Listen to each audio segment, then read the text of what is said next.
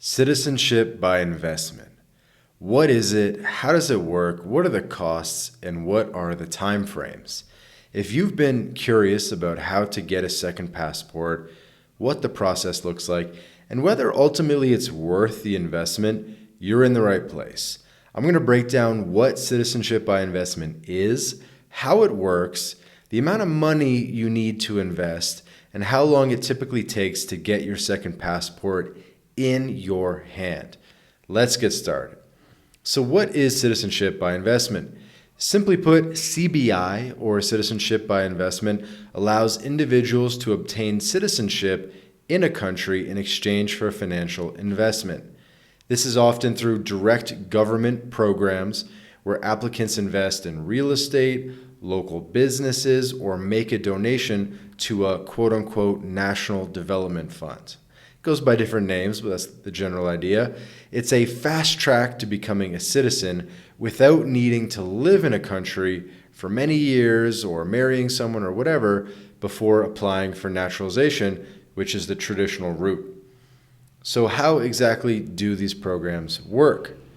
Well, each country that offers CBI has specific criteria and regulations. Here's the general process.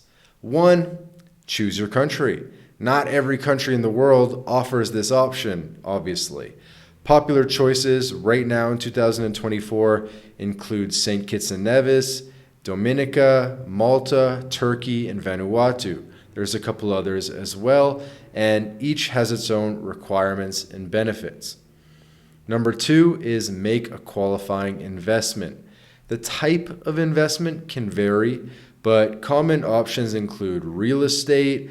They say, you have to buy specific government designated real estate, or it can be any real estate. There's usually some rules around what type of real estate you can buy though. Also could be government bonds. You can invest in government bonds or securities, which is effectively like an interest-free loan to the government. You could think of it as like that. Another one is national development funds. So some countries allow you to donate to a national development fund that supports usually infrastructure or other public projects. And this donation route or national development fund route is one of the more typical ones, and it's the one most CBI promoters recommend because the real estate one can get complicated. And then also business investments. So in some cases, you can invest in a local business or create jobs in a country. And if you create a certain number of jobs or invest a certain amount of money, you can get citizenship by investment that way. Sometimes those are also the citizenship by exception programs, which is a little bit different than citizenship by investment. So once you've made your investment, you submit your application.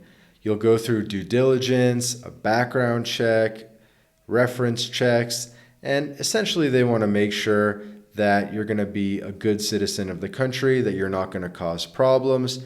And some of these programs have had issues in the past where they gave a passport to a sort of unsavory character, and then they had to go and claw back the passport and essentially cancel the citizenship of that person. And so part of this whole thing around CBI is they need to make sure you're clean. They need to make sure that they can avoid scandals in the future, that you're not from blacklisted countries or involved in shady business and all that type of stuff, because the bad press for these countries simply isn't worth $150K. So keep in mind, you will need to pass a background check. And then after you are approved, you will become a citizen. You'll get citizenship, and you'll be able to apply for your shiny new passport. One thing to keep in mind is that a passport is really just a travel document that is a benefit of being a citizen. And really, what comes before that is some sort of citizenship certificate or proof of citizenship, okay? So when you're approved, you'll get a proof of citizenship, some sort of certificate, and then with that, you can apply for the passport. So next, let's talk about the numbers. How much does it really cost to get a citizenship via investment? How much do you need to pay to just straight up get citizenship in a country without maybe even ever having set foot in the country, right?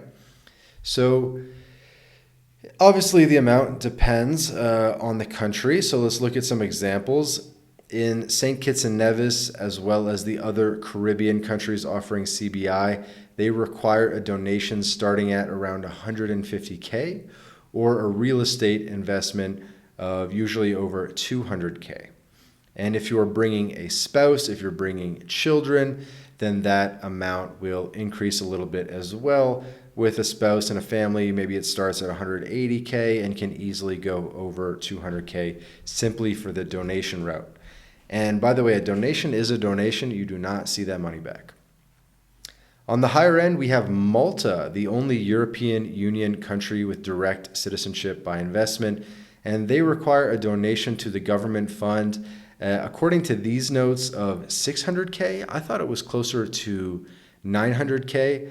So Malta's a bit of a complicated one, and that's a program that's probably the most highly coveted. That's the Tier A passport of CBI programs. It's also, I believe, the most expensive one as well. So Malta, if you got the money, Malta's the one that you want. Another one is Turkey. So you can get Turkish citizenship by investing $400,000 in real estate, making it a popular choice due to its location, proximity to Europe and the Middle East, and relatively low investment requirement. One cool thing about the Turkey program is I believe you can invest in pretty much any real estate in Turkey, and you can even split it up across multiple buildings or multiple investment properties.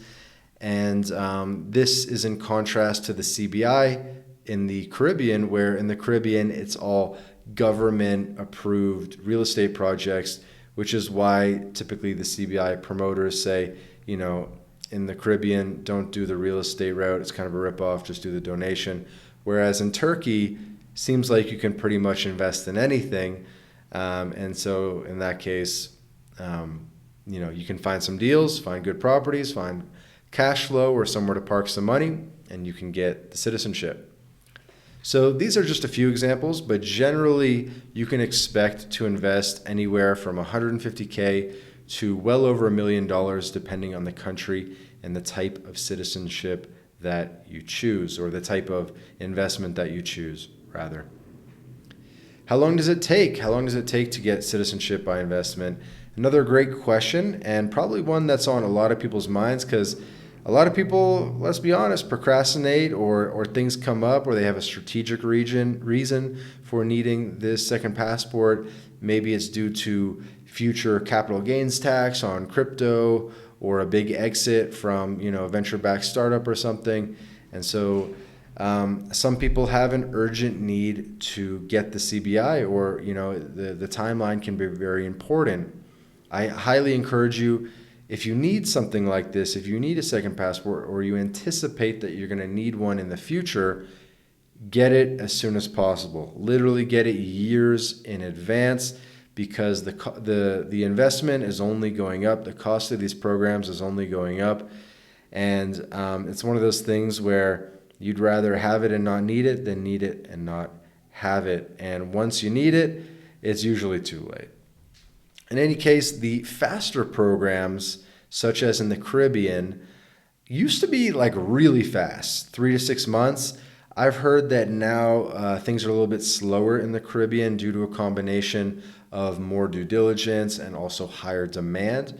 And I've heard that on the low end, it's around 8 months right now from application to passport in hand. So 8 months, 6 to 8 months, I would say, is on the faster side of things. And then there are longer processes. So countries like Malta, some of the other ones are often 12 to 24 months due to more rigorous background checks or additional residency requirements. Okay, let's get into some other key benefits of citizenship by investment. So one is going to be visa-free travel. One of the biggest advantages is visa-free access to more countries. For example, a St. Kitts and Nevis passport offers visa-free travel to over 150 countries including the UK and the Schengen zone of the European Union. So 150 countries, really, really very good. And really, any second passport that you get is going to improve your visa-free coverage, at least to some extent, especially if you're listening to this, you probably have Canadian, American, European passport. And the thing is, the Western countries usually have spotty coverage when it comes to countries that are not our allies. So think Russia, Iran, trying to think where else.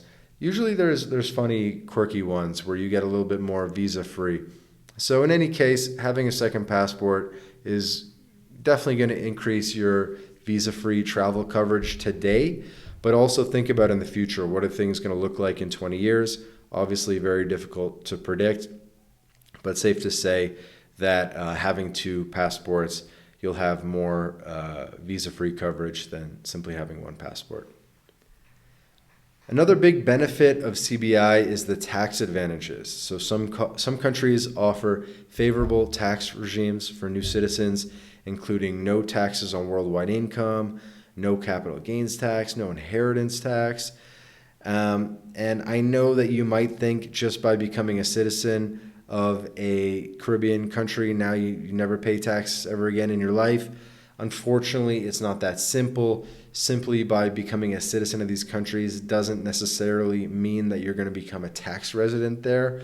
So something to look into. If tax residency is important to you, if lowering your taxes is important to you, that's a separate set of issues and of requirements. And so something to consider when you're choosing your CBI option, maybe you originally wanted to do one country, but then another country actually has a better tax situation that's more favorable for your specific situation. So definitely something to talk about with the experts. Another key benefit of CBI is as a backup plan. Having a second passport can serve as a safety net if political or economic instability affects your home country. This is especially true to people who are not from first world countries, the US, Canada, etc. You can imagine how these second passports are even more important for people from Latin America, from Africa, from Asia, right? How these passports would be even more valuable for them. And historically, people who were buying CBI passports, it historically was, Chinese people, Russians, things like that. But actually what they've noticed in the post-2020 world is that they're seeing a lot more Americans, Canadians, Europeans who are buying into these programs because they're kind of seeing the writing on the wall. They're seeing the decline in the Western world, and they want to have a backup plan, okay? Another one is family inclusion, another important benefit because most programs allow you to include your spouse, children, and even parents in the application.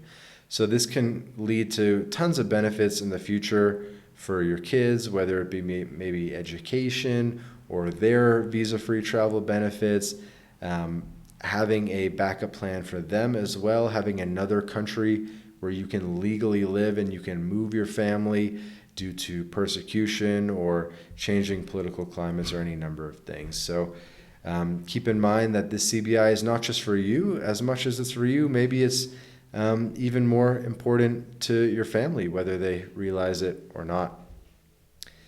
So now that we've talked about some benefits, what about downsides? It's important to talk about both the pros and the cons.